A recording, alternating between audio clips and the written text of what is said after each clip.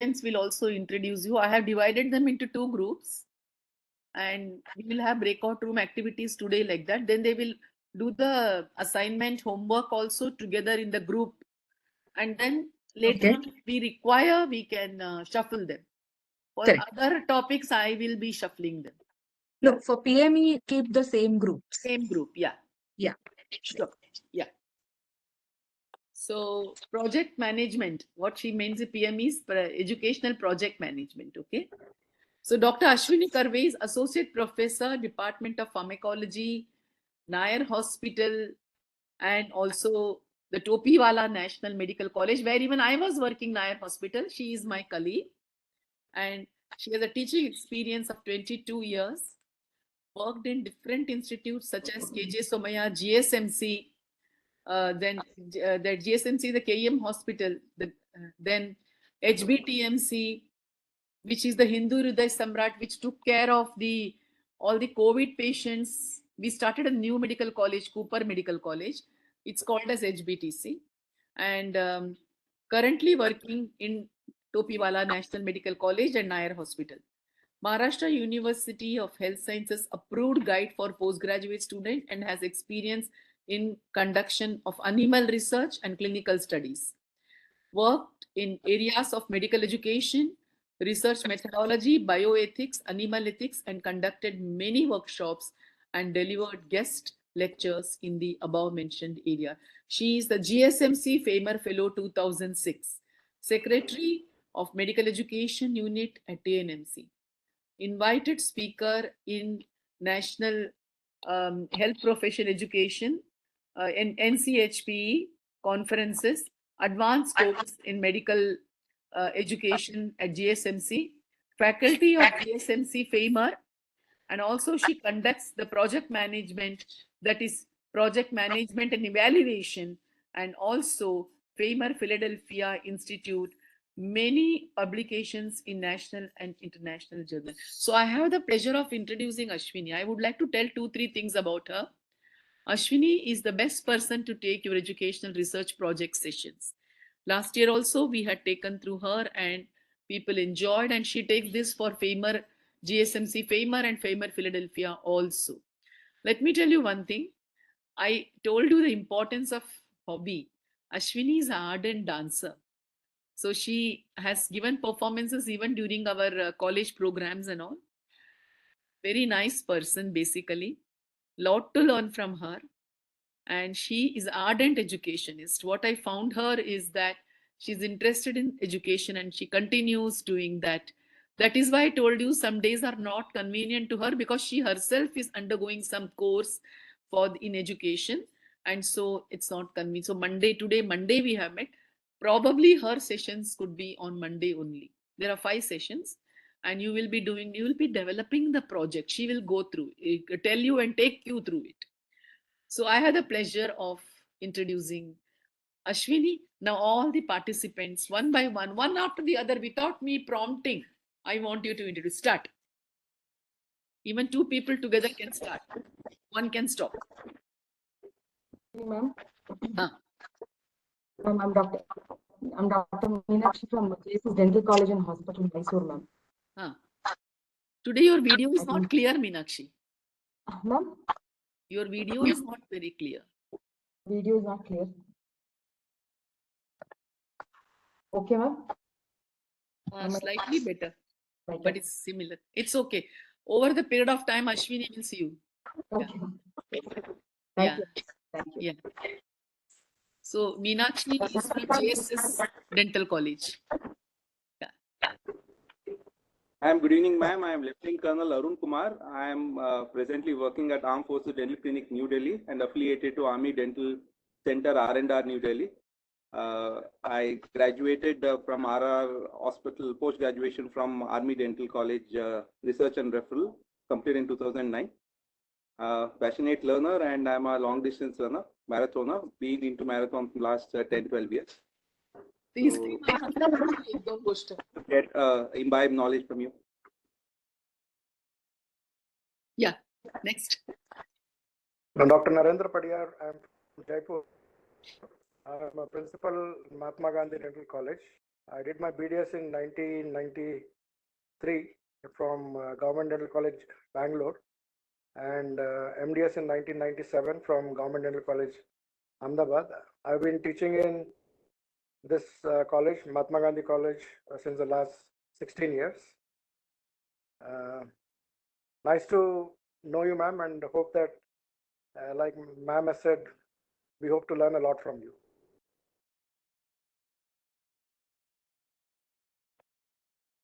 Good evening, ma'am. I am Dr. Mirna Gadnaik, working as a professor and PG guide in Institute of Dental Science under SOA University and Bhubaneswar, Odisha, and currently pursuing my part-time PhD also. So this has been so far. This has been a great learning experience with ma'am. So I am into a new phase of my life. So trying to improve my teaching methodology with this program, and looking forward to this session. Yeah, good evening, ma'am. Myself, Dr. Rohit Singh. Currently, I'm working as a reader in HKDT Dental College, Humnabad. And I'm also pursuing my PhD from Savita Dental College, ma'am.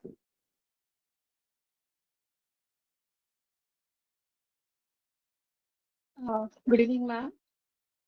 This is Dr. Shilpa from Madurai.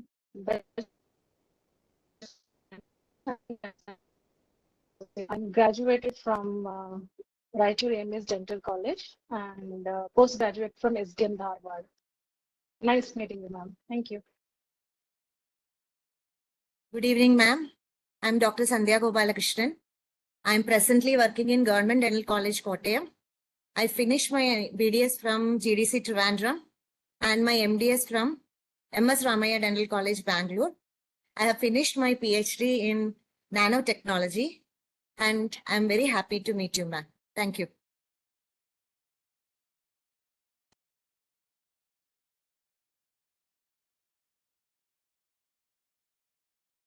Who is waiting to be invited?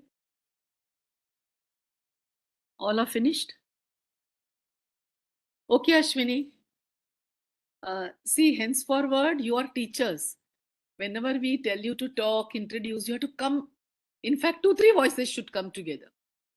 Okay? I think all those who are not done, they are not done. I can't help it. Who has not done? Who has not introduced yet? And Anand sir, I think he did not introduce Anand sir. I don't know why Anand is not there. I think some network issues, ma'am. Anand Okay. sir. Yes, sir. Ma'am.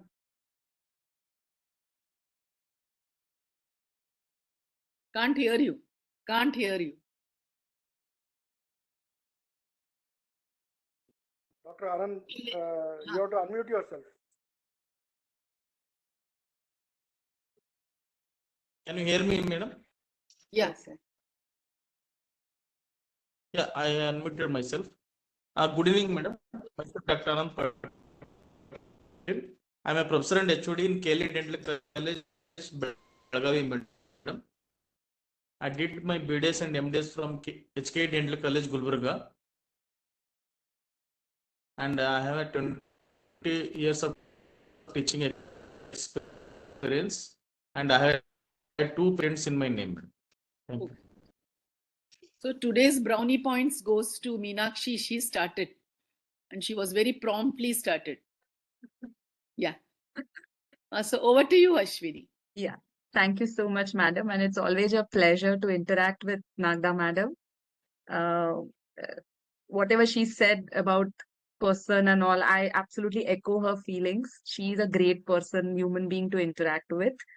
So, and it's also a great learning for me whenever I take project management and evaluation sessions for dental graduates, dental teachers, because I also learn a lot in the process. So, without any further delays, I'll just start by sharing my screen. Okay.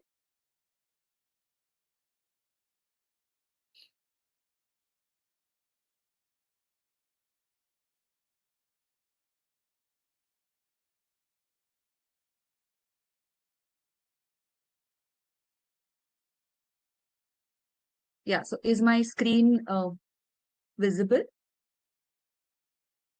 Yes, Yes, ma'am. madam. Yes, Okay. yes. Fine. So this is the first session for your project. At the beginning, I would like to acknowledge Dr. Rashmi Vyas, who's the director of FAMER, Philadelphia. She's helped and she's actually taught me how to go about doing the projects and how to go about taking the sessions on project management or evaluation. And I would also like to thank my PME team from GSMC FAMER, Dr. Munira, Dr. Praveen, and Dr. Rakhi. So with this, let's quickly have a look at the plan. How are we going to go about doing this project management and evaluation sessions?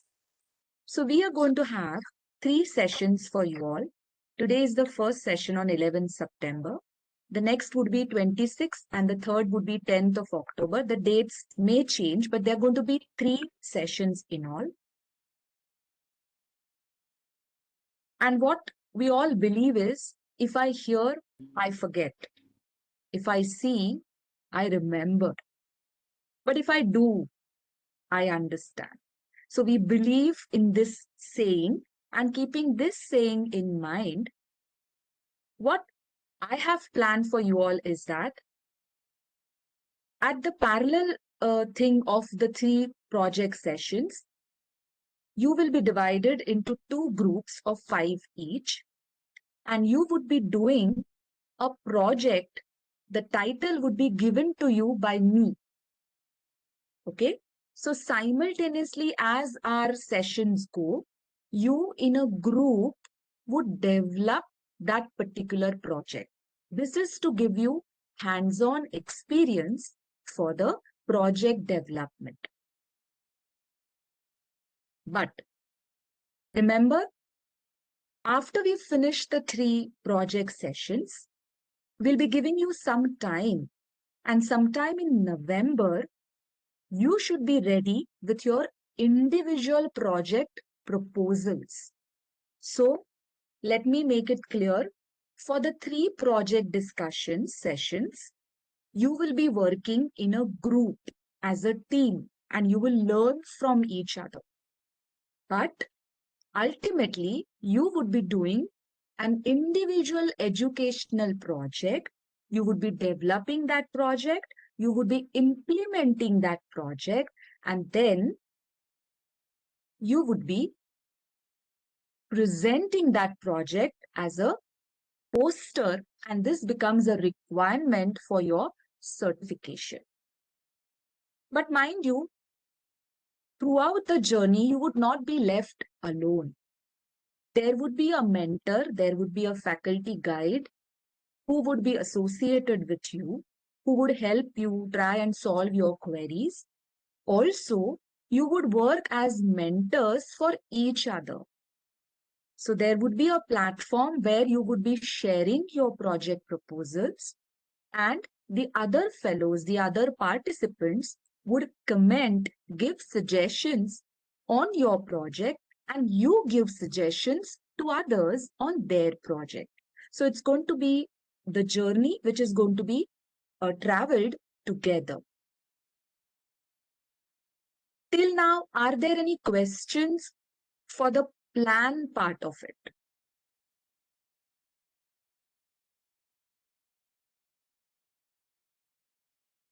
If anybody has any question, please unmute and ask me. Ma'am, I just want to ask, the Yeah. project will be allotted by you, or it will be suggested by us and you will be modifying it a little bit? For the sessions, the project title I will be given. I'm talking only as a group project. But later on, the individual project, you would find your own area where you would want to work, or whichever project you want to take up as educational project.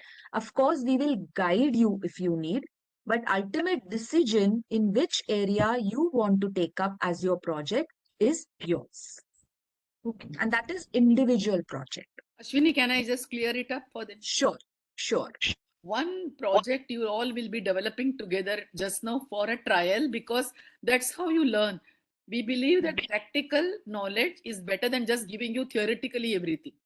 So you will develop that.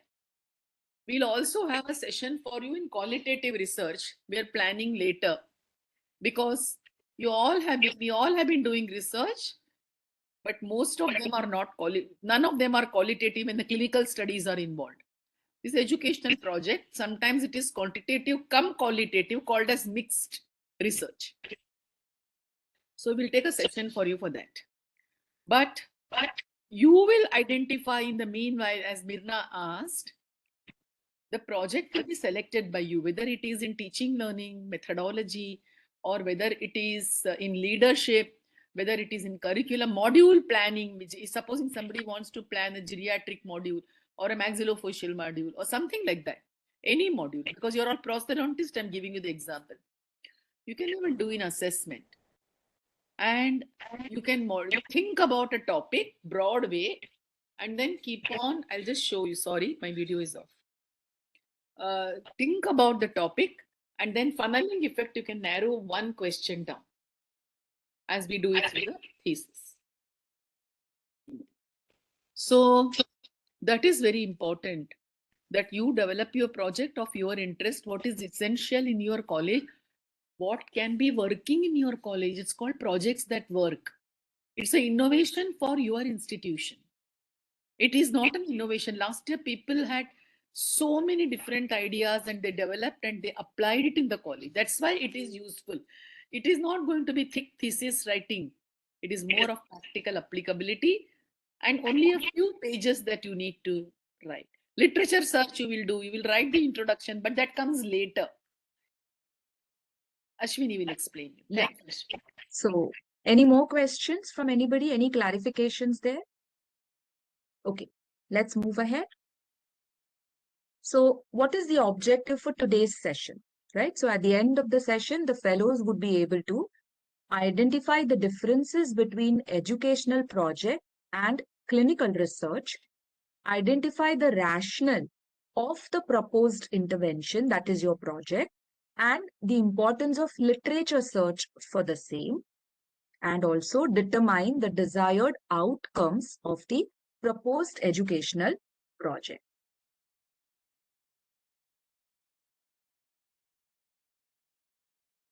Fine. So let's see, what do you mean by educational project vis-a-vis clinical research? So what's the importance of educational project? So you all are teachers. You all know that educational field is a dynamic field. Every other day, there would be a new methodology which is being introduced, or there could be a new method in assessment which you would like to use. So it's a dynamic process. There are curricular changes which are happening, right? So there should be some way as to monitor these changes. There should be some way to find out whether the changes are effective, whether whatever we are doing is effective, whether it's changing or whether it is going to have any impact on the students or the patients and community. So for that reason, you have to do some study, some project. So that project would be called as educational project. So when you do something which deals with education, that would be called as educational project. And how different it is from your clinical. I'm sure everybody must be exposed to some or the other form of clinical research, right? But very few of you would have really had any experience in doing educational projects. So how different is educational project versus clinical project? So I have something on slide. If you look at the participants, for educational project, the participants would be mainly your students, your co-faculty, your seniors, your juniors, or sometimes administrators, or sometimes the patients. But main focus would be most of the times on your students. So participants are slightly different. And what is the data, what we kind of gather with educational project? We try and gather their perception, their interpretation, their feelings. So here you have behavioral studies also playing a role. we ask them, how did you feel about something? What did you like it? Did you not like it? Did you learn it? How well did you learn it? So there we try and capture the perceptions or the feelings of the participants here. And you have to also remember that when you're doing educational project, there is going to be interaction amongst the participants, which hardly happens with your clinical projects. Your patients don't interact with each other. But here, your students are going to interact with each other and they are going to say, Arey, madam ne ye naya bataya aaj. तुझे नहीं बताया. I am a part of that study and I know what madam told me. This is a new thing which madam said. You are not able to do it because then you are not a part of that study. So that kind of interaction would happen amongst your participants who are the students when you're doing educational project. If you look at the setting, we say in clinical trial or clinical research, the best evidence is randomized control trials, right? Where you get the best quality, valid evidence. But if you look at the educational project, it is very, very difficult to have controlled settings. You cannot, how can you control feeling of somebody else? You cannot. You can maximum control is classroom environments. You can control that to a certain extent, but human behavior, you cannot control. And that's the reason for educational project, it is very difficult and very rare to have a good RCT. So it's a rarity. Designs, as madam said, for clinical, you mostly deal with numbers. But for educational project, you mostly deal with data, which is qualitative data.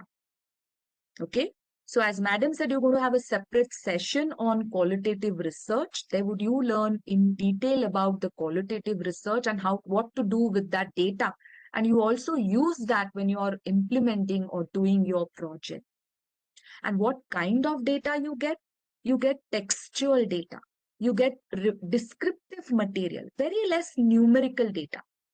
Okay. So these are some of the main glaring differences between your clinical research and your educational research.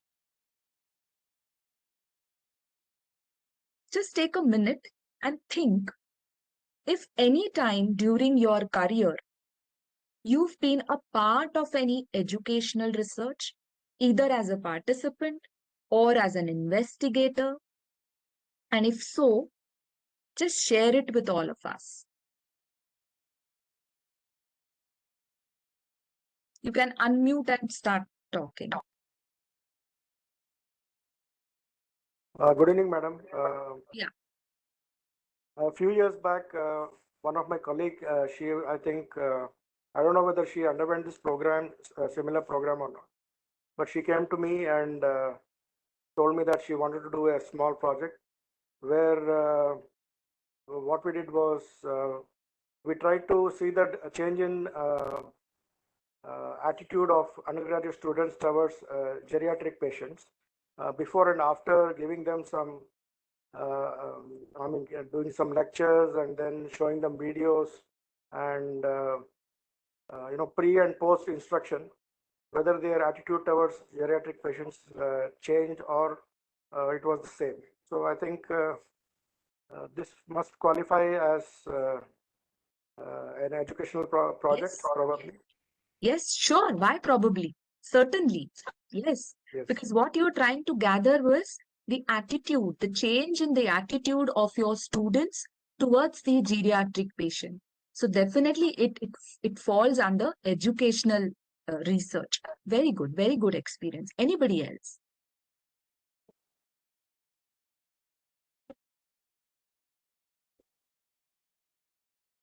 Hello, madam. Yeah. Just to add what sir has told, even in our college, we did many questionnaire studies among the students about their attitude, knowledge about COVID-19 or say 3D printing or use of interval scanner in cleft palate patients, and even the curriculum feedback, what we take from the student about certain teaching methods which we teach, the outcome of that, like problem-based learning, whether the students have benefited out of that, or ASPE. Okay.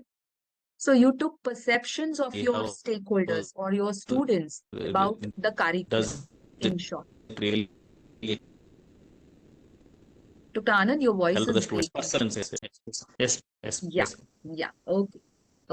Okay. Yes, So, ma'am. so I'm sure what I Network. said in the earlier slides, that the data what you got at the end of your project, it was different than your clinical data, right? So Yes, data what you must have received was in words, right? Very few Yes. numbers you must have encountered. Most of the data would be perception, feelings, behavior, Yes. right?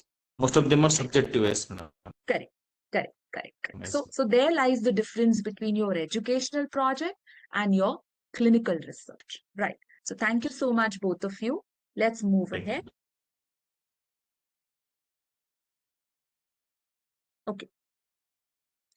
So think of this project planning as, or a project as a journey, right? You're trying to start your journey.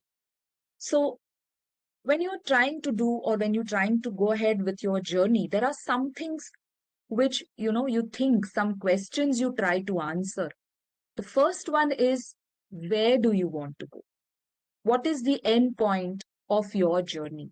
Similarly, in your project, you think, what are going to be outcomes of your project? What are going to be results or the end results of your journey, which is your project? And you also think, when you're planning a journey, why do you want to do it?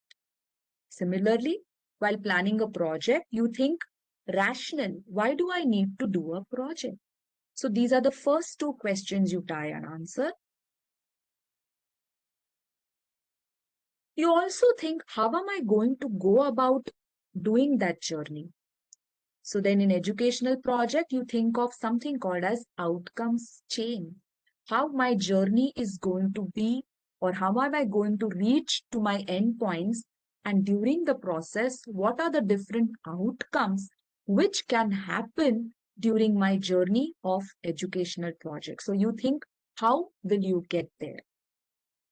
And the next question you should ask is, what is the evidence that you will use to document that your journey was a success? So that in educational project talks about indicator matrix. That gives you the evidence that yes, your journey, which is your educational project, is a success. You started with something and you've now come to an end. In the bargain, you have collected the data, you have collected the evidence which says that whatever was in my mind at the beginning, I have gathered the evidence and I can say that my journey or my educational project is a success. So you try and answer these questions when you're actually planning your project. This is even before you start doing your project. This is during your planning stage. To strengthen your project, you try and get the answers to these questions. So in today's session, we would be concentrating on the first part of it. That is, where do you want to go and why do you want to go? So let's start. When you think of educational project, you think of something called as theory of change. Now, what do I mean by this particular word? Change is something which you're trying to do different because of your project.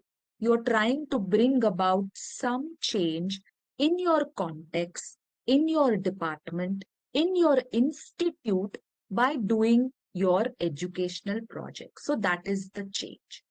And what is the theory? Theory is your assumptions, your beliefs, or whatever you have gone through, your review of literature, whichever is present in the literature. So based on your assumption, you try and find, or you try and have a change in your context on your department, and that is called as theory of change.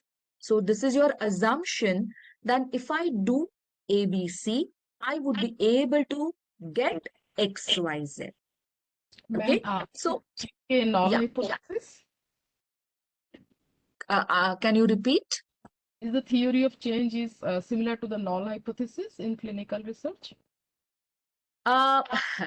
If you say null hypothesis, you form a hypothesis and you try to reject it, right? So there is nothing called as null hypothesis in educational project most of the times. Okay, these are your assumptions. So you don't try to refute your assumption. In fact, you try to gather the data so your assumptions are correct most of the times.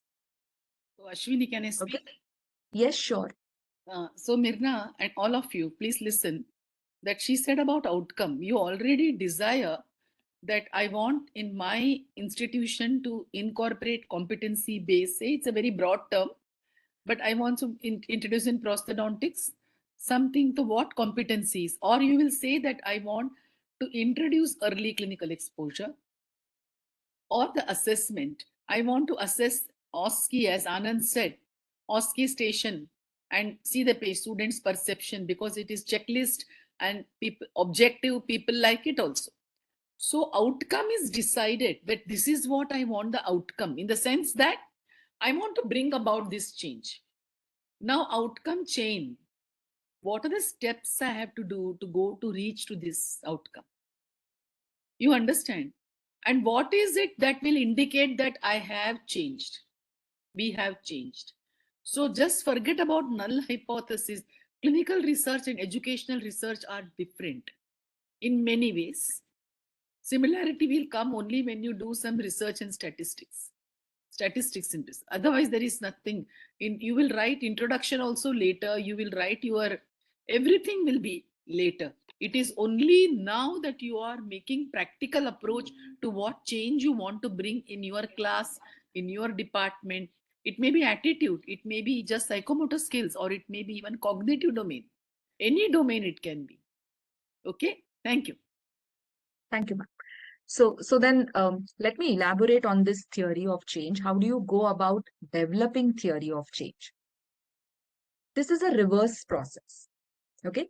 So what are you thinking? You're first thinking of the outcome.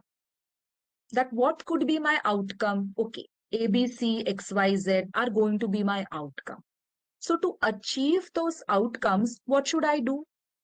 So what are you doing here? You're thinking in the reverse process. So theory of change, when you start thinking or start developing, you always think in a reverse direction. So you decide what you want to achieve and then come backwards. Even that achievement could be the smallest achievement, doesn't matter. But you think of what you want to achieve and then come or then start thinking in a backward direction. So then after that, you start developing your methodology or your activities. So you can relate it with your other type of project which you do. You think of methodology first. Whenever somebody says that, okay, let's develop a project, what is the first thing we all like to write is methodology. Just go ahead and write the methodology and then see what all things we can get after we implement. Okay, but in educational project, you start developing your theory of change, which is in the reverse process. So what is this theory of change? This is a roadmap. This gives you at a glance how your project is going to go about. This is clear hypothesis about what do you think will happen if I implement something in my department. Okay, and it will tell you the outcomes which are measurable. How do we develop theory of change? So it includes two things. First, rational, that is, why do you want to do it? And second, where do you want to go? So that will tell you the outcomes. And when you have the chain of outcomes, it also leads to how do you want to go, which is outcomes chain. But in today's session, we would be concentrating on rational and outcomes. And remember, everything has to be backed up by strong literature search and literature review. You can't say that, okay, my assumption means it's totally my feeling. You have to have some backup, something to strengthen your feelings which are there in the literature. So all the process, whatever you put it in your project, everything needs to have some literature backup. So remember, literature becomes the backbone of educational project, which is also true for your clinical research. So let's talk about why. Why do you want to do? You're putting so much of energy, so much of efforts, so much of sometimes money. Why do you want to do educational project? That means you have identified some problem in your department, in your institute, or you feel that there is a need to do something, need to introduce some new thing, or need to change something which is happening in your department or institute. That tells you why you're doing the project. So you have to identify some problem, some need on which you would work and develop your project. And you also identify the context. That means, what is the situation at present in your department? What is the context in which you are working with regards to the area which you're trying to change? So think of these two things, and that will tell you why do you want to do a project. I think I have few examples. Let's take one example. The title of that project is Introduction of Early Clinical Exposure in First Year of Dental Curriculum. You all know what is early clinical exposure, right? Exposing the first year students, first year dental students to some clinical acumen or clinical site, because first year dental students are not exposed to any of the clinical branches, right? They all have theoretical knowledge. So then the fellow thought that I should introduce early clinical exposure to first year of dental curriculum. And why did this idea come to his mind? What was the rationale behind it? This is the need or problem he identified. He found out that undergraduate, that is first year dental students, fail to understand importance of preclinical subjects. They are unable to correlate its clinical application with the clinic. They're only learning preclinical, and most of the times they fail to understand, why am I learning this? What is the importance of learning preclinical? I have come here to become dentist. I have not seen any patient. I'm not interacting with any patient. I'm not trying to solve their problem. And I'm just sitting in the classroom and in labs and doing something which I feel is absolutely not required for me to become a dentist. So they fail to correlate the preclinical knowledge, which is absolutely essential and which is the foundation of clinical knowledge in the first year. So then the fellow thought that if I introduce them to some clinical exposure, something which would correlate the theoretical preclinical subject knowledge with its application on the clinical side, then they would understand, yes, it is important to learn preclinical subjects. So the context was, in India, dental students begin clinical exposure during third year. Correct me if I'm wrong. During first 2 years, they are not exposed to clinical settings at all. So this is the rationale of doing or exposing first year dental students to early clinical exposure. Let's take one more example. Introducing self-directed learning with e-learning modules in third year teaching learning activity. Self-directed learning is, I hope everybody is aware of this particular term, wherein the students learn on their own, provided they know why and what they have to learn on their own. It's not that abhi tum pad lo types. No, the facilitator is always there. Facilitator would provide them with the resources. will tell them what to learn and from where to learn, but they learn on their own. And using e-learning, electronic learning module, that's what the fellow thought, that, I would introduce SDL, self-directed learning, with the help of e-learning, some resources I would give them in via electronic media. And why did he think, what was the need or what was the problem he identified? He thought that the curriculum is changing with addition of new knowledge and skills. A graduate has to continue to learn even after graduation, but he or she is not trained to become lifelong learner. So he thought that when my student would graduate after dental graduation and they are on their own, but still our field is a dynamic field.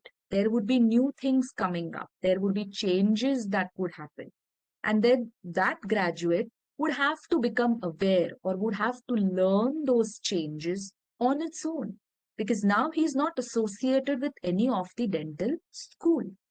But then to do so, he has to have that quality of lifelong learner. He has to learn on his or on her own. So he should have some qualities of self-directed learning. And that was the reason he thought of implementing or doing this project. So the context was, the teaching is mainly teacher-centric. Students are not given the responsibility of learning. Also, e-learning is not used in the systematic learning process. Remember, context is very specific to his or that fellow's working environment. Some of you may feel, no, in my college, e-learning is very well appreciated and very well implemented. But mind you, this is the context which is specific for that fellow. For his college, e-learning is not used, which is the thing now, electronic use of media in learning, which is probably not done or not used in that fellow's college or institute. Okay, so that's the rationale of this particular project. And remember, as I said earlier also, everything needs to have a backup or a strong literature review. And when you do literature review, think of certain headings under which you try and find out the information from the literature. Such as, you think whatever topic you have chosen to be your project, think what is already known about the project. So when you think about that, you think, what are the similar interventions done by someone else in his or her institute? What were the results that fellow obtained? Were there any gaps or limitations that fellow, has reported in the literature? So you try and first find out what is already known about that particular topic. And then you try and see how your project or your topic is new or different. Are you going to modify a small area of the project? What are you going to do with what is already reported in the literature? What is new thing in your project? You think from that angle. So when you do literature review, stay focused on these two areas. Have very clear idea as to why you're doing literature review. Okay, right. So let me first tell you about the breakout rooms, and then I'll give you some time for asking questions. We will have breakout rooms of 20 minutes. These are self-managed roles. Okay, so in your room, you will have 5 participants, and one of the faculty, one of us will also join. There you assign somebody as your discussion leader who would lead the discussion. Somebody take the responsibility of keeping the time. Somebody take the responsibility of recording in a sense, record on a paper what discussion is being happening. And somebody take the responsibility of reporter. So when we come back from the breakout room in the main session, one of you will have to report what discussion happened in your small rooms. And that would be the time given would be 5 minutes per group. Now, as I told earlier, this time for the group projects, I'll be giving you a title. So group 1, your title would be Teaching Communication Skills to Third Year BDS Students. Group 2, the title would be Developing and Implementing OSCE in Undergraduate BDS Curriculum.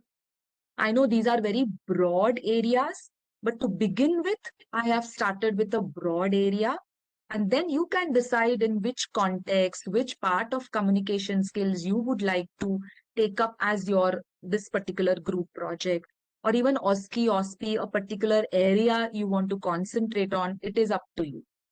Okay. And what are you going to work on?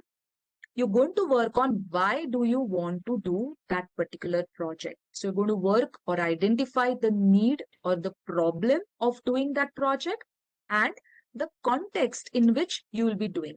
So I understand you all will be from different institutes, but you can have, this is a kind of, mock presentation, you would say. So you can take a particular context and write it. That is perfectly fine. Any questions? Anything which you've not understood about the rational part of it, and also what are you supposed to do in the breakout rooms? I think I'll stop sharing then. Samik. Okay, madam, કરી નાખું 20 minute માટે. 1 second, let me just yeah, any clarifying questions? How long, Ashwini? 20 minutes. 20 minutes. Any questions? Anything which you've not? अच्छा इसमें है ना वो तेरे में मिक्स कर दे मेरे को. Madam, one question is, एक second. you had told us that we should start with the outcome of any project, that what outcome we should. No. Let me clarify. Outcome would come a bit later in the second half of my presentation. At present, you're going to concentrate on rational. Why do you want to do that project? So focus on two things. What is the need or the problem of which you have identified? And second, what is the context in which you're going to do that project? Sir, I wanted to know the second group, they know about OSCE, most of you. Objectively structured clinical examination. Group 2. Yes. Yes, madam. You're aware of the broad area as to what OSCE, OSPE is all about? Two is the stations. Meenakshi, Shilpa, Padiyar, Rohit Kumar and Sandhya. How many of you know? Meenakshi, you're aware of OSCE? Yes, ma'am. Ma'am, I am actually not that well aware, but I know that it okay, is. Doesn't matter. That doesn't matter. Clinical examination. And what about Shilpa? Shilpa? No, ma'am. No. So first of all, you have to find out what is objectively structured. It will happen in the group. Don't worry about that. Okay. And then develop it. Okay? Yes, ma'am. Samik, have a breakout room 20 minutes, mate. Yeah. Ashwini, the same person is there, Samik. Okay. You could tell him. Okay. Hi. 20 minutes. 20 minutes. Okay.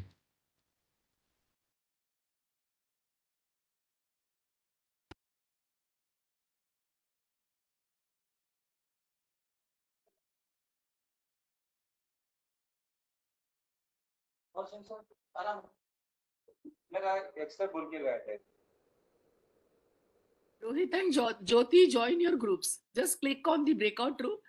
Join, it will come. So join your group. Jyoti, you also.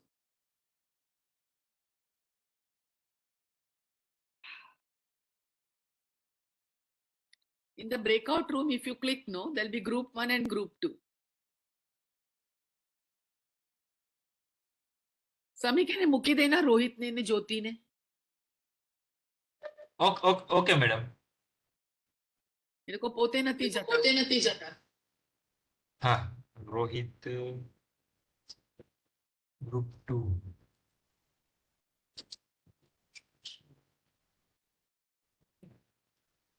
Yes, doctor જ્યોતિષ 4 number. Madam મેં એમને મોકલેલા છે પણ એમને accept નથી કરેલું. જ્યોતિ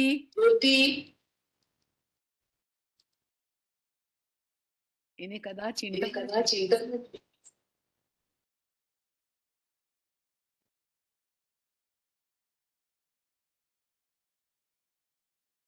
અચ્છા એનું બે જે- ના એનું બે નંબર જીઓ નંબરમાં બીજી નંબર કાઢી નાખ એનું બે નંબર છે જીઓ ગ્રુપમાં છે ओके ओके ओके ये एको क्यों आ रहा है? मेरा मेरा माइक ऑन है ना इसलिए अच्छा अच्छा, बिकॉज अभी तक तो नहीं आ रहा था, भाई suddenly I thought madam even I would join one of the groups. Yes madam आप ज्वाइन हो सकते हो, आपको मैंने को होस्ट बना दिया है. हाँ हाँ.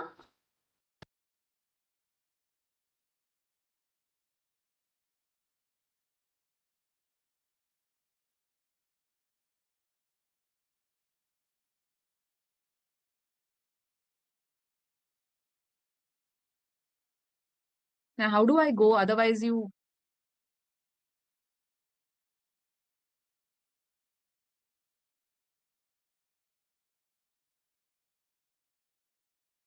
can you put कौन me से in one ग्रुप of में the चले? groups? Okay okay okay madam. Yeah.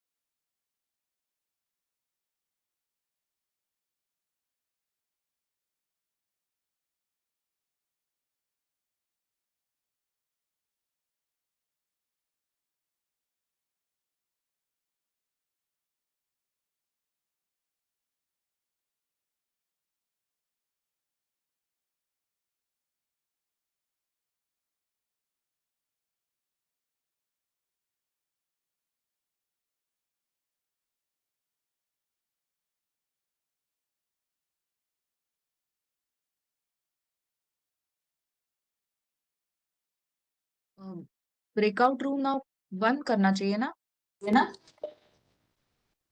अभी 2 मिनट की देर है, कर दो बंद।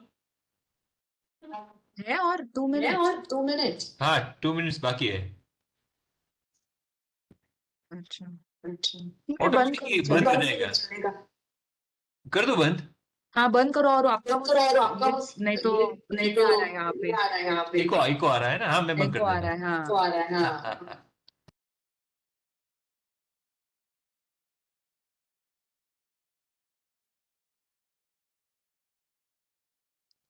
अभी 1 मिनट में बंद कर दिया है, 1 मिनट में सारे के सारे वापस आ जाएंगे। हाँ okay.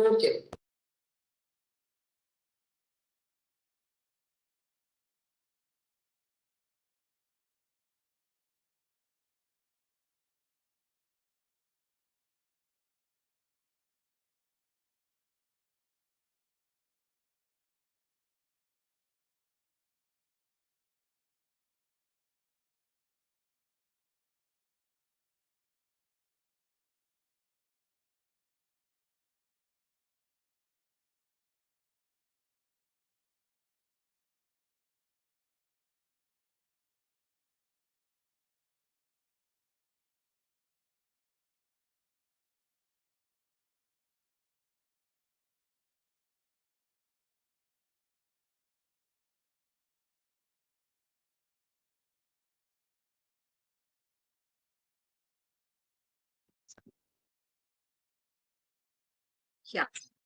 So I hope you had a nice discussion in your breakout rooms. Things would have get clarified. Yeah, learn from each other, that's called. So let's start with group 1. Who's going to be the reporter? Ma'am, Dr. Arun is going to report, and our project is teaching communication skills to the third year BDS students. For this, our discussion leader is Dr. Siddharth is the timekeeper. Dr. Arun. That's okay, that's okay. You don't have to say who's done what. Who's the reporter? Dr. Arun. Dr. Arun. Yeah, go ahead, Dr. Arun. Ma'am, rationale of our educational research is teaching communication skill to third year BDS students. The problem or the need is due to language barrier for the third year students. Due to language barrier, third year students are unable to communicate to their patients. The context is students are coming from different part of India and are unable to communicate in the local language. Okay, so the other group, can you help him modify it a bit? So they are saying communication, they've identified the problem, saying that the students are not able to communicate with the patients because they lack the knowledge of the local language. And the context, what is by context, I mean context is what's happening in that area at your institute. The problem is students are not able to communicate because of lack of knowledge of local language, right? Why that problem is there or existing in your institute? So context. Because they are coming from the different region or vernacular medium. So because of that, unable to express their views to the patients or express their whatever the instructions to the patients in the local language. And but that is bound to happen. But is something done for it in your college? In our college, that initiative had not been taken till now, which we are planning to take. Correct. So the students come from different vernacular background and they lack knowledge in the local language, and no, what do you say, no training or nothing is done to rectify or to make students able to communicate in the local language at present. Okay, no sessions are taken, nothing is done, right? Yeah, ma'am. So that would be the context. Is the other group following? Yes, madam. Yeah? Yeah. Okay, fine. So we move to the next group. Who's reporting? Group 2. Dr. Shilpa will. Yes, Dr. Shilpa, go ahead. Yes, ma'am. It is the problem or the why requirement for Just the tell us the time title. allotment. Tell us the title of your study. Requirement for the standardization for the time No, what is the time title of allotment your for each. study? The title is Developing and Implementing OSCE in UG BTS curriculum. Okay, fine. Go ahead. So the requirement is requirement of the time allotment for individual student is not standardized. So for your student, it is required more. The time allotment is given more, and for few students, it is given very less. So to understand whether the knowledge has been gained by individual student is proper or not, that will be assessed in this context. So in this context, to understand the level of understanding of the each subject or each chapter will be assessed, and by framing the questions of those particular chapters, so that anybody can take that project and assess individual students without any bias by the assessor. Okay. And the time allotment is given equally to all the candidates. Okay. So problem you have identified as to why you want to implement OSCE in your setting is during assessment, the time given to assess different students is different. Is that so? Yes, ma'am. Okay. So that is one of the many advantages of OSCE. Yeah. Okay. The main advantage, I would give you benefit of doubt because probably you've not read the literature about what OSCE is all about, right?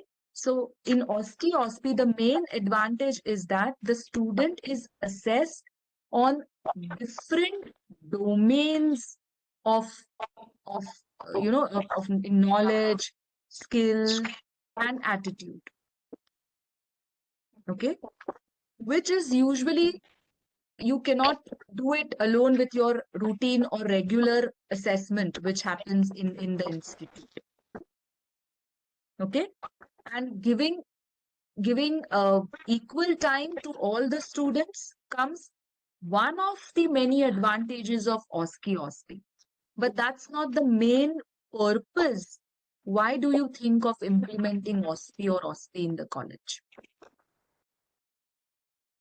Okay, that can simply, you can do it by training your faculty and telling the faculty that, okay, fine, every student must be assessed for equal time. As simple as that. Yes, For that, you need not always go ahead and implement OSCE or OSCE. So what I suggest, group 2, at least read 1 or 2 articles on what OSCE and OSCE is all about. Understand the process of OSCE and OSCE, and then you would be able to identify the problem and the context. Is that okay? Yes, ma'am. Yeah? Okay, fine. Yes, ma'am. So very well done, both the groups. Are there any still clarifying questions as to why the rational part of your project? So when you're talking about rationality or why you need to do the project, you think of the problem or the need to do the project, and you think of at present what's happening in your institute. What is the context?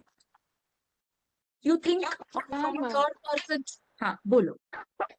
Ma'am, I have a question whether it has to be subject based or it is supposed to be the psychological assessment of the student. It depends on your topic. There is no hard and fast rule that it has to be subject based or the psychological need. It all depends on what topic you want to take up as your educational project. So Okay. here, if you are going to check whether the student's performance improves, that will be one thing. Whether the student's attitude and the teacher's attitude mattered because the students were more satisfied with the OSCE stations, or forming of the OSCE how much the teachers had to put effort, something, whatever you want to do. And even for the communication, it's not only language. You can think of the language is an excellent thing. You can think of other topics also and brainstorm. And next time, whatever assignment, you can do that.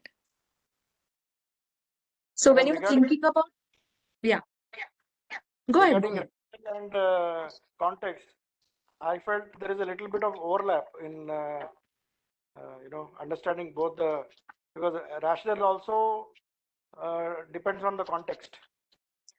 Rational is the heading. Under rational, you're talking about the need or the problem. And second part is context. Think of somebody else asking you, अरे भाई तुम ये project कर रहे हो, क्यों कर रहे हो?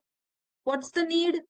What's the problem? Then you can say, okay, I've identified this problem. You know, this is what is happening in my institute or my department. अच्छा ये ऐसा चल रहा है तो at present क्या है तुम्हारे department में? So then you think of the context. The कि मेरे prevailing department में condition. at present ऐसा है. And so the problem is there.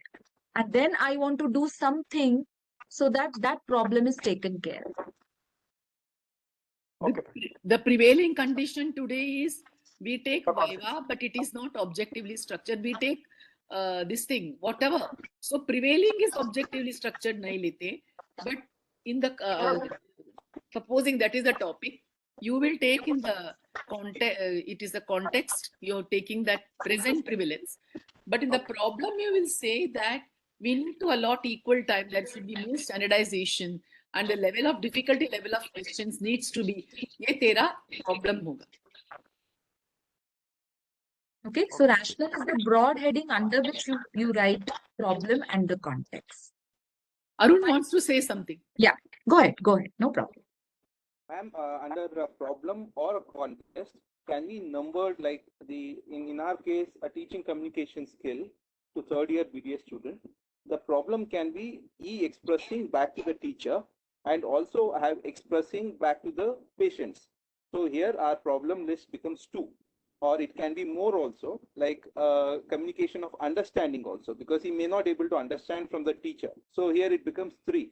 The contest being because of the different region he comes from, because of the attitudinal problems of unable to express what he wants to express for this specific group. So what is the advantage of having more contest or more problem when we are writing out our protocols? There is no advantage or there is no limitation. The more problem you try to solve at one go, your project expands. Then you think from the feasibility point of view. I have identified these 4 problems under the big umbrella of communication skills. And now with my educational project, will I be able to take care or work on all the 4 problems at one go? Do I have that much of time, resources with me?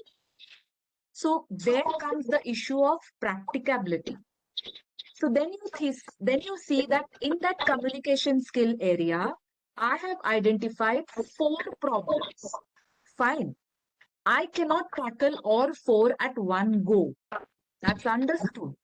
Which of the 4 areas is priority basis the most important? Which of the 4 areas is under my control? Which of the 4 areas I can tackle with whatever resources I have? Yes, this is the area number 1, 2 or whatever is under my control. I can tackle. It is equally important. So I will concentrate with this educational project on this area. There is a scenario that your department is very well trained. There are many faculties, there are many resources available. And you say, okay, fine, I will try to tackle all the 4. Nobody is stopping you. Are you getting it? So the more broad your problem becomes, your project expands. And then the feasibility angle comes into the picture. Whether you are able to do justice to all the problems. इससे अच्छा एक हाथ छोटा problem low Try to solve it effectively. Next time you take some other problem. Got it? Understood. Okay. So with this very fruitful discussion, let me move ahead with my topic. And again, I'll start sharing my screen.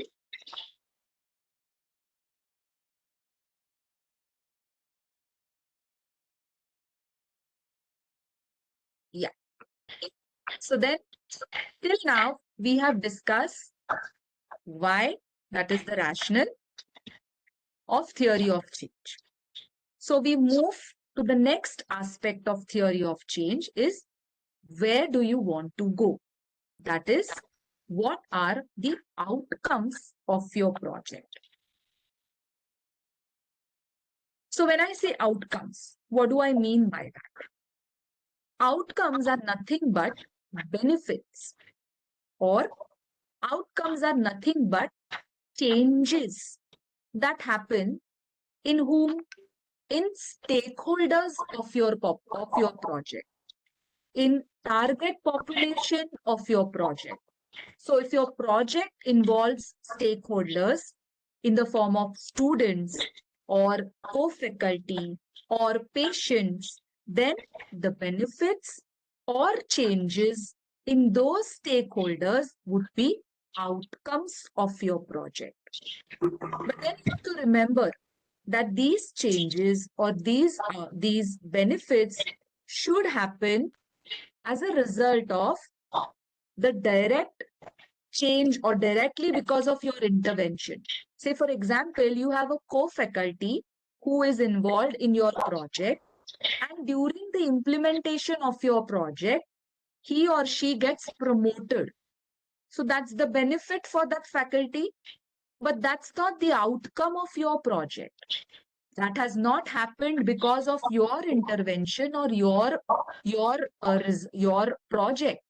But the same faculty learns details about OSCE and OSPE, which is your project, then that's the outcome of your project, because that's the benefit or change that has happened in the faculty because of your intervention.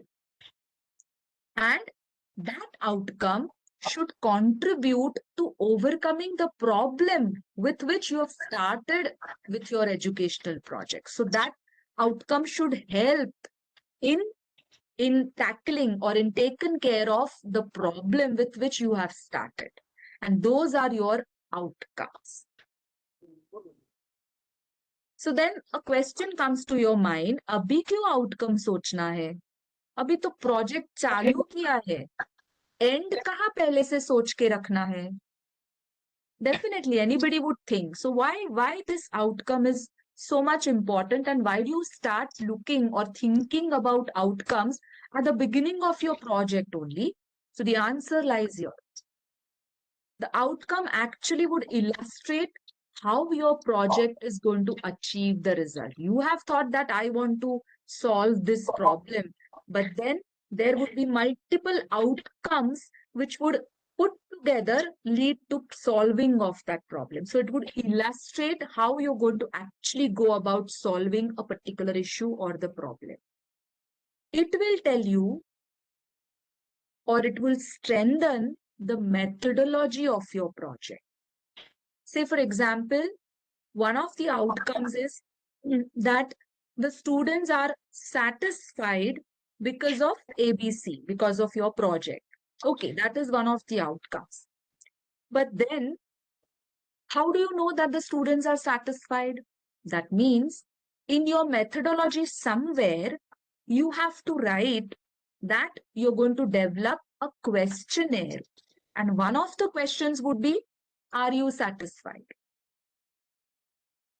Right? If you've not thought of that outcome before, you wouldn't think of putting students' questionnaire in your methodology. And then at the end, अरे बाबा, student तो satisfied है, लेकिन मैंने तो gather ही नहीं किया वो data. I haven't put students' questionnaire in my methodology. तो अभी क्या फायदा?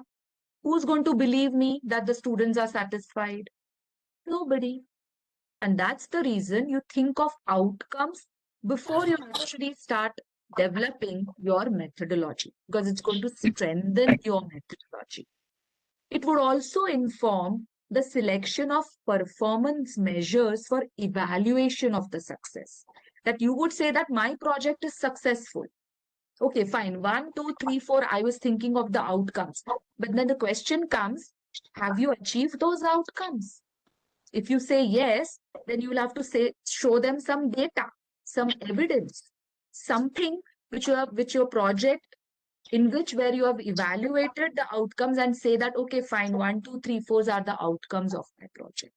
And that's the reason you start thinking and actually writing your outcomes before you actually start even working on the methodology of your project. That's the importance of writing outcomes early in the project development. So these outcomes can be divided on a timeline into 3 parts. Short-term outcomes, which are expected within a year or 2 years of project implementation, or even before that. Intermediate outcomes would take a little longer time. They would take around 3 to 5 years for them to happen. And long-term outcome, which are usually few, would take a longer period, even more than 5 to 10 years for actually you see that the long-term outcome is being achieved. So then when you're thinking of outcomes, think of 2 things. First is, who's going to change? In whom are you expecting any outcome?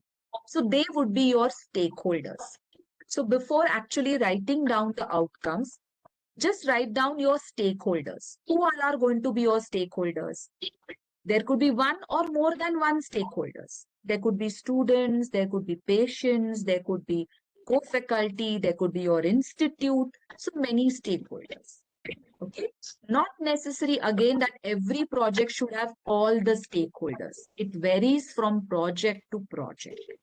So think of who will change. And second question is, what will change in them? What are you expecting? What kind of change are you expecting? And to help you with this answer, think of this particular triangle, which is called as Kirkpatrick's level of outcomes. If you look at this triangle, you see there are 4 levels. At the bottom, there is reaction. Okay, for example, satisfaction of the participants. So that is just the reaction. Second outcome could be from the learning point of view. Obviously, you're doing educational project, so only being satisfied cannot be the success of your project. There has to have some learning. So learning could be in knowledge, skill, or attitude, or more than one domains. So has any learning happened? And if you see, the reaction and learning part of it will happen immediately, within a year or 2. Reaction would be immediate, but learning would be within a year or 2, depending upon what your project is. So these usually fall in short-term outcomes. Next, khali learning se kaam nahi chalega na. That stakeholder has to use that learning somewhere. So that means he needs to transfer whatever he or she has learned into practice. That means there has to be some change in the behavior in the practice. So some transfer should also happen, but that would take time. Abhi sikhaya, abhi sikha, abhi use kiya. Aisa nahi hota hai. So that takes a little longer time. So usually the transfer kind of outcomes happen intermediate time, within 3 years or 5 years of span. And then, ye sab kyun kar rahe ho?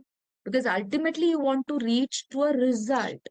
And for any educational project, the usual result is going to be, what is the effect of whatever you have done on your patients or on the society? Or is there any link to health improvement? Is the health improving? Health improve nahi ho to kyun kar rahe ho? What's the point? You are doctors. So your whole purpose should be that your patients should get benefited.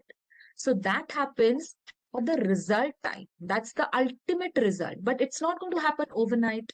It's going to take much longer for you to see the result of your project in the health or in the health of the society. So that's the long-term outcome.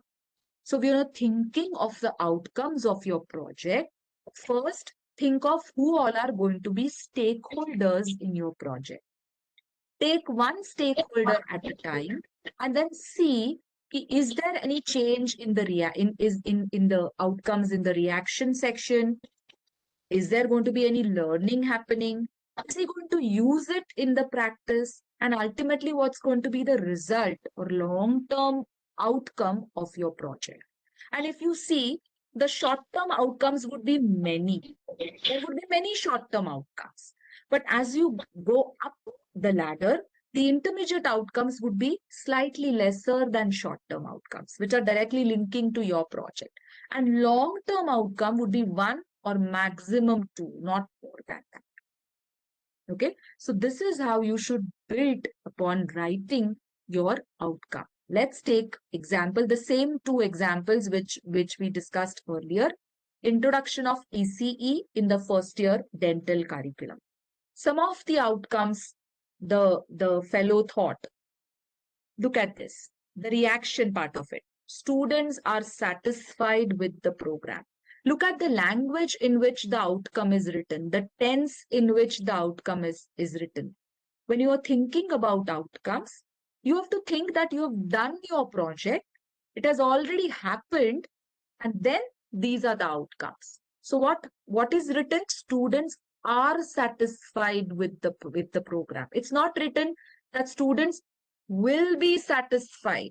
You're not talking about future. You're talking about it's already happened. So students are satisfied with the program. If you look at some of the learning outcomes, then first year undergraduate dental students correlate preclinical subjects and their clinical application. So that is the learning which has happened. They've started now to correlate. And one more outcome was faculty is trained in ECE technique. These are few of the short-term outcomes.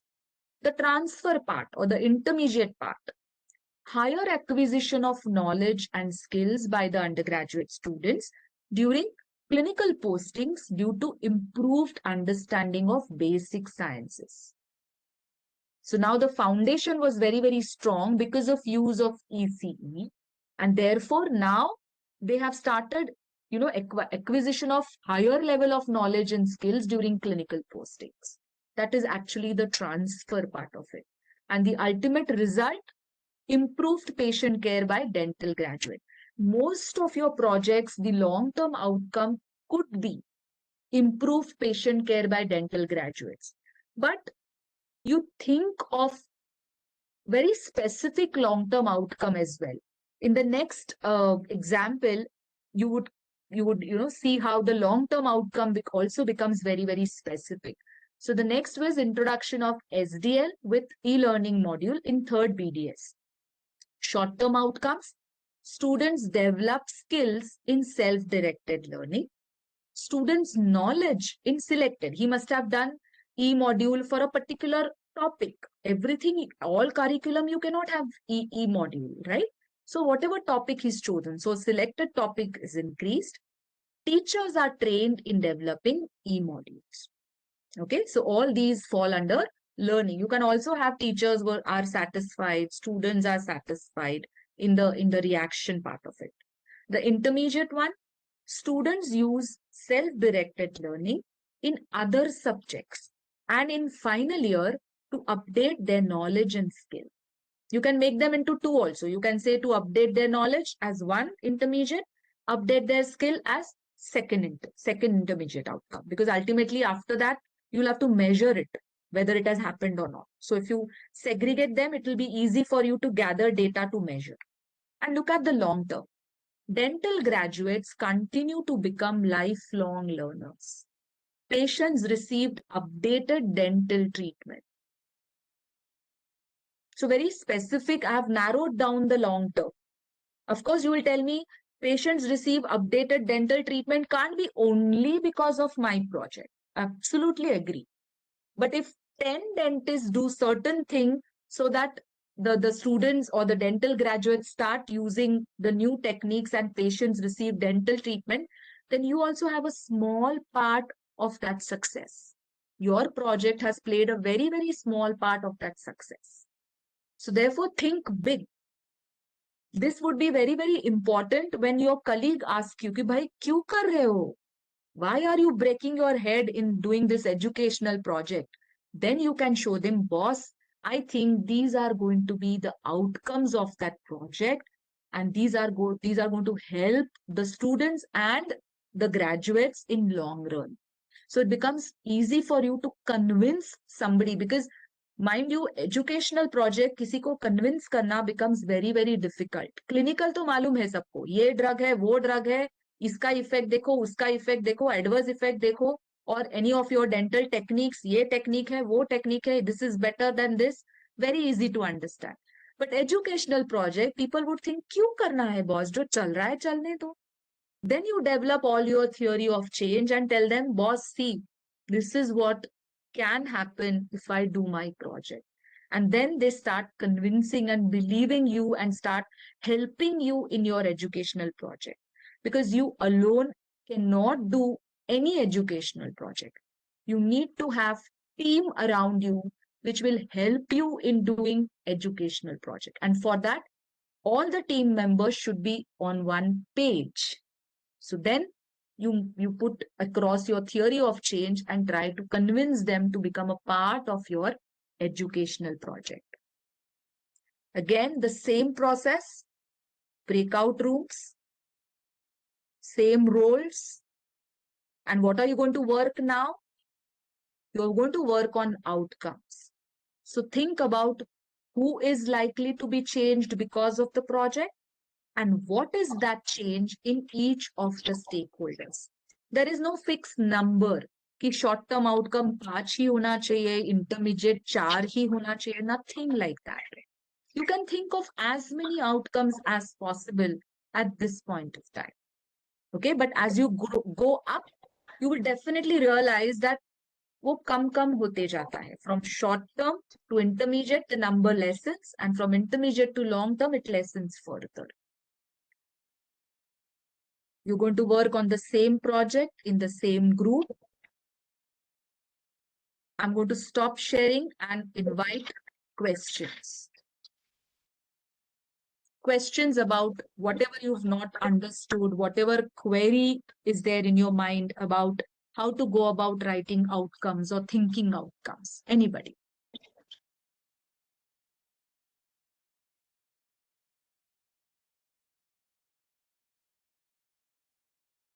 Grand silence means two outcomes.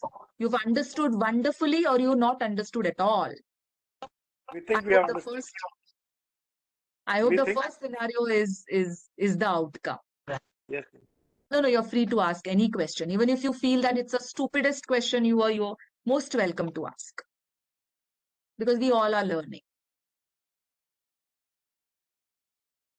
My question is, who will change, and stakeholders, who the stakeholders will change? Actually, I have given 2 questions. Who will change and stakeholders? No, who will change and what will change? So in what, you have to think of Kirkpatrick. उनमें reaction change होगा, learning होगा, transfer होगा, result होगा, कि सब होगा, क्या होगा? Yeah? Okay. Yes. Madam, do we have to think about all these 4 aspects now, or only the short term? No, think of all. You can also continue to work in the next few weeks, next few days, before you actually submit your assignment with your group fellows. But get the concepts clear during the session time. Okay?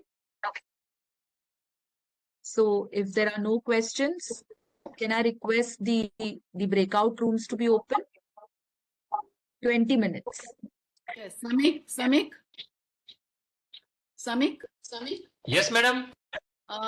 Ashwini, can we make it 15 minutes? 15 minutes, yeah. I just saw. Okay, madam.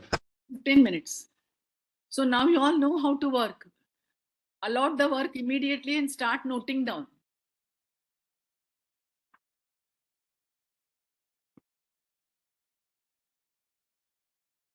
something.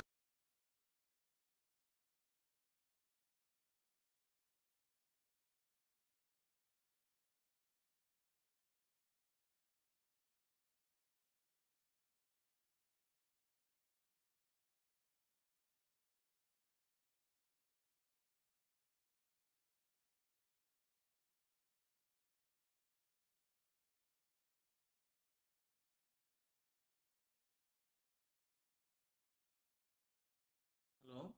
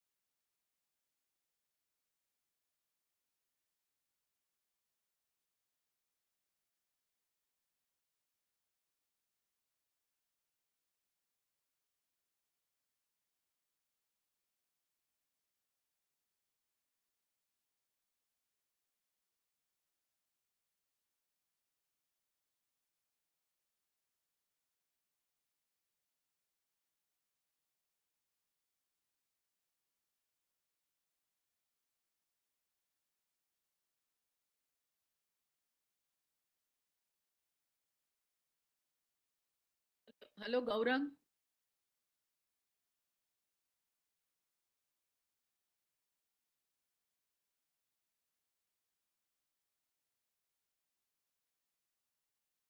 Gaurang?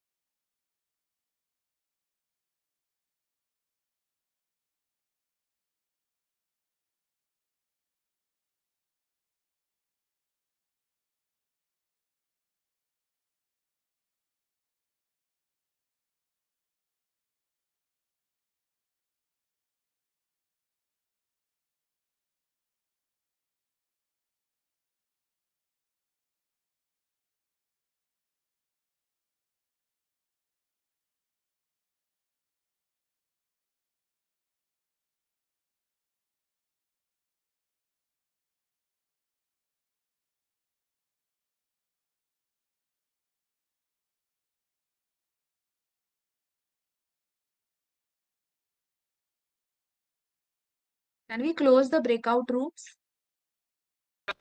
Yes, madam. Yeah. Yeah.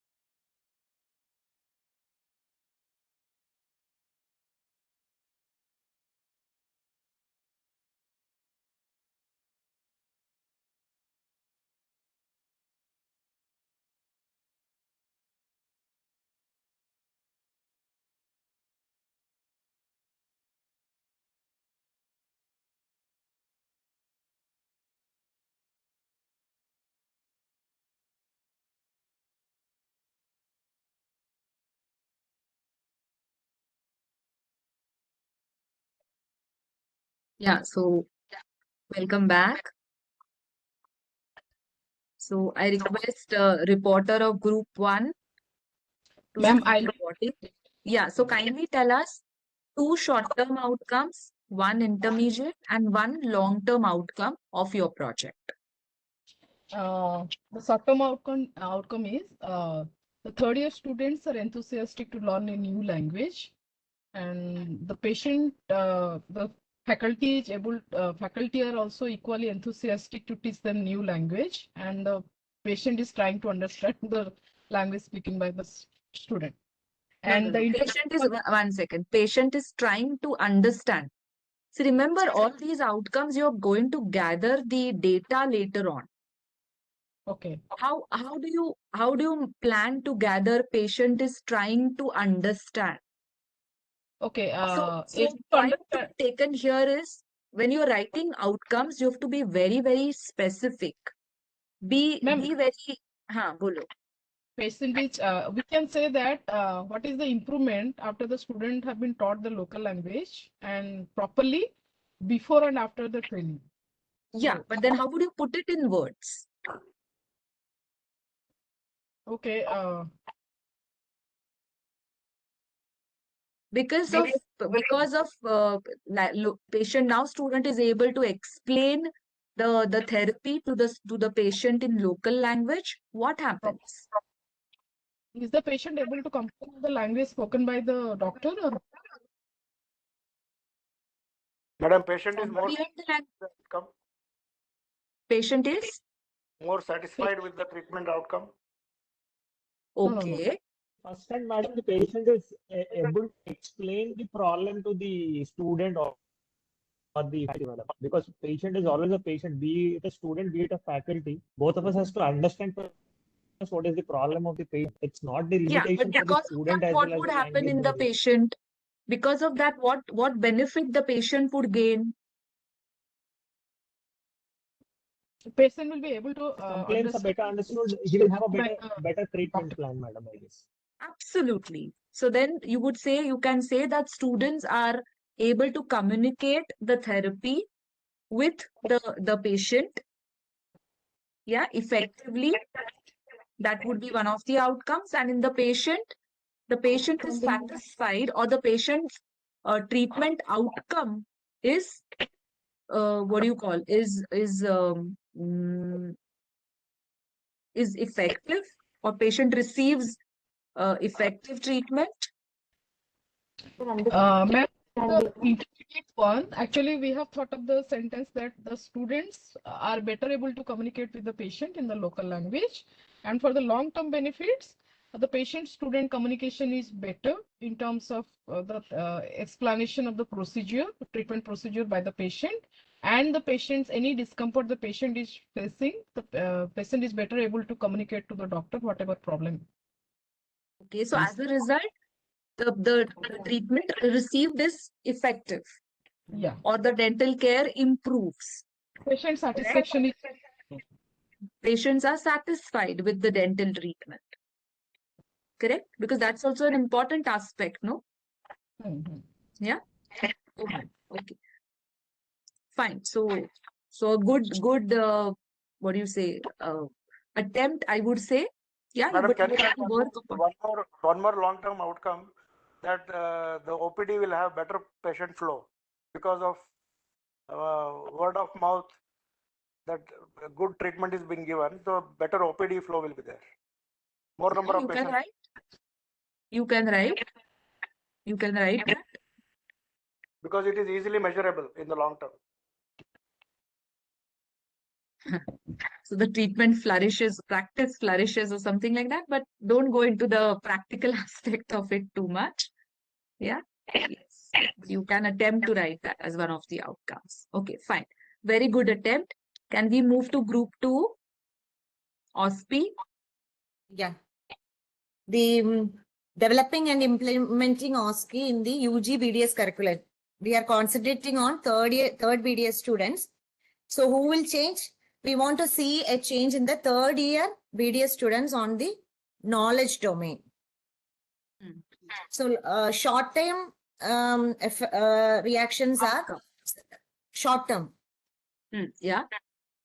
Satisfaction because of the fairness in the exam pattern on the students' point. Wording, your idea is correct, but you need to reword it.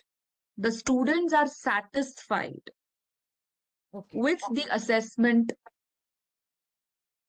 with their assessment. Yeah, because they feel that it's a fair assessment. Because you are concentrating more on the time.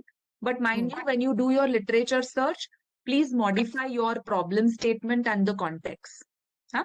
Read one or two good articles on OSCE. Yeah. Any other outcomes? So better understanding of the concept. So the knowledge domain on the students aspect is improved. Then they are able to perform better on the skill aspect. This is very good. But when you actually do that project in OSCE and OSPI, you would have thought about which area you are going to concentrate on. Because in dental practice, there would be many areas wherein you would want to assess the students, right?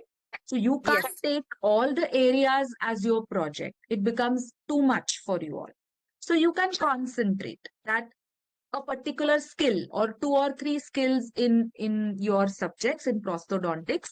I want to assess my students using OSPI or OSPI. And then you can say that students develop skills in blah, blah, blah. Okay. Huh? And when you read the literature, read about the importance of feedback, which the students received in OSCE and OSPI. Because feedback is an important aspect of OSPI and OSPI. So please read about it. Okay, ma'am. Okay. I'm again giving you benefit of doubt because you don't know much about OSCE and OSPI. Yeah. You have any other outcomes? Go ahead. And long term, better clinical performance in the final year, and later on, that is graduates from our institute is performing better than the graduates from other institutes. Okay, but for this again, measuring would be a problem. You would have to measure about the other institute and your institute. Okay, there is no competition as such, right? Okay, so the first point here is when you're talking about third year or the final year, that would be intermediate. That would not happen 5 to 10 years down the line. Yes. Right? So that would be intermediate outcome. And when you say about the graduates perform better in that area, which you're trying to assess using OSPI, would be long term. Yes. Yes. Yeah, because now they are graduate and they have started practicing. And they have used what you've taught them and you've assessed them and given them feedback on in their practice. Yes. Okay. So that would be your long term one. Okay. Okay. Fine. So very good attempt by both the groups. We are now almost coming to the end of today's session. So today we actually started with the differences between educational project and the clinical trials or clinical project. Then we thought about when we discussed about mainly the theory of change in today's session. In the first half, we talked about the rationale as to what is the problem or the need, and in what context you will be trying to solve that problem, right? And then we also, in the second half of the session, discuss the outcomes, which are the benefits or the changes which happen in your stakeholders because of your project, which could be short term, which are mainly the reaction outcomes or the learning outcomes.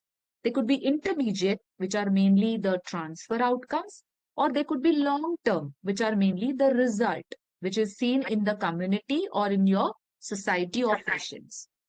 Okay. And then we had hands-on experience by working on 2 groups and 2 projects. So now, first of all, are there any clarifying questions before we end today's session? Yes, go ahead. Ma'am, these short term and hello. Yes, ma'am. Yes, ma'am. This short term and intermediate, we can collect the data, but how do we collect the data for long term things? Yeah, a very good question. As I explained earlier also, it is difficult to collect long-term data. It's not difficult to collect the data, but it's difficult to link it to your project directly, because there could be many more other factors which would lead to that long-term outcome. Okay. So it becomes difficult to collect or to concentrate on long-term outcome from the practical point of view as well, right? But the importance of stating the long-term outcomes while doing or while developing your project is to strengthen the rationality part of it. Because we all are working in therapeutic field, you being dentist, I being in the medical side, and our ultimate goal, we are all educationists, but our ultimate goal is that our patient should be benefited because of whatever we are doing. Right? So that helps to strengthen the rationality of our project. Tomorrow, if Dean asks you, what is the whole purpose of doing this educational project? Is my patient going to get benefited because of your project? Then you can give them the theory of change and different outcomes and say that, and it will be more clear when next time when we try to link all these outcomes and we reach to the long-term outcome. Okay, but I got it. It's very difficult to measure the long-term outcome and directly link it to your project only. Okay, yeah. Any other question? So I want to tell here that education is for health. Education is to improve the patient care. Education is just not theoretical. Moreover, the long-term outcome, don't make it unmeasurable or very such that abstract. Like patient will in number will increase, is 10 years later we may not be there to measure it, but there will be improvement in certain things which can be seen. Don't make it. And see, learning is also abstract. I cannot express that I learned this much, I learned this much, I learned this much. So that is only measurable when you give certain questions and understand how much they understood. So they all say that it's not important how we teach. It is important how much the students learned. That is it. So that doesn't mean teaching is not. Teaching is important because the way they understand, you have multiple methods you have used, or maybe you have used the right method for that particular subject to be understood. So here I must thank Ashwini, and I must tell you that it was a very, very lucid, easy session for the new. All of them have not done educational project, but I'm quite sure that once they work together, they have to work together for the next 10 days. In the meanwhile, also search for topic of your own at your institution. Talk to people. Talk to people. And when you start the project, you can talk to people more, like sensitizing them. I'm doing this project and I'm doing this sort of educational project. If you say research, it becomes a very big word. You can use it later, but you can just say, and apprising people the importance of, as Ashwini said, self-directed learning, appraising them is through talking about it during lunchtime, talking about it during when you are in the elevator with somebody, talking about when you are having a tea time in the staff room. So this is the food for thought for you. Go through it. Whatever you have thought about it, act in a group, make a Zoom call or whatever the free Zoom call you have among the 5 of you. Twice you make it so that you are able to come to this thing that how much the project should be, improvised, done. What is your idea of doing the project? What is the context? What is the problem and the context? The rationale, what she talked. Then what is the how you are developing it? How do you know that the outcome change? So all these things you think about it. It's very simple. Every time, though it is not a very easy topic, Ashwini will make it easier and easier for you. Okay. I think today's session we all enjoyed.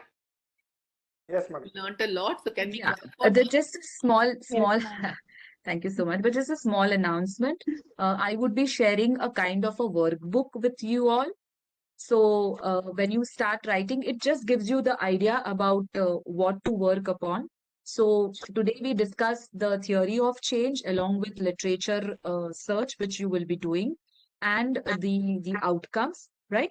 So you have to actually, as Madam said, work in your group, the 5 of you together, and then actually write it down in that workbook. So there would be one workbook per project. So there would be 2 workbooks generated, right? One workbook per one project. This is general for your This example. is general group project, I'm saying. When you do individually, you will make the project book. And the deadline would be, I would say, 20th of September. So you have 10 days to work on, and then you can submit it to one of the platforms which you are already working on. And the other group can comment or give suggestions to the first group and vice versa. That would strengthen your project. So is that okay? So our next session falls on some around 26th of September. So before that, your workbook with whatever has been discussed today should be completed with the data or the feedback from the other group. On the LMS, I'll tell Chinmay to share. Okay. And I will share that workbook with Chinmay. So Chinmay can share it with you all on the LMS. One of you download and start working in a group. And start playing with the LMS. And if it's difficult, if it is difficult, just email us and we will guide you what to do. But keep in touch with Chinmay, keep in touch with Ashwini, keep in touch with me. Okay. And And the project allocated to us will be same, ma'am? Yes. Yes. Yes. Yes. No. For the time being, Project allocated will be chosen by you. This no, is madam. No, For madam. For the time being, they are saying what they have to work is a group project. Yes. But you also side by side start thinking of the individual project which you're going to do. And please, अभी communication किया तो मैं communication ही करूँगी ऐसा नहीं. Because this is all learning. When you take a separate project, you will learn. If you just copy what you're doing in a group, you will not learn. So it's up to you. Yeah. Think about something in prosthetic department, what you would like to introduce. Probably you are in a preclinical lab or you are in a clinic. Probably you want to give formative exams are very important. So think about that. Think about your developing a small module for in some subject or like RPD or maybe geriatric or maybe something else. Okay. So think about it. And so should we end this call? Yeah. Okay. Thank you so much. I had a great Ashwini, time. thank you all. Good night. My pleasure. Good night, everybody. Good night. Good night. Good night. Good night. Very happy Ganpati to everybody. Yeah, happy. Thank you so Thank much, you, ma'am. ma'am. Wish you the same to Thank you. you, ma'am. Thank you.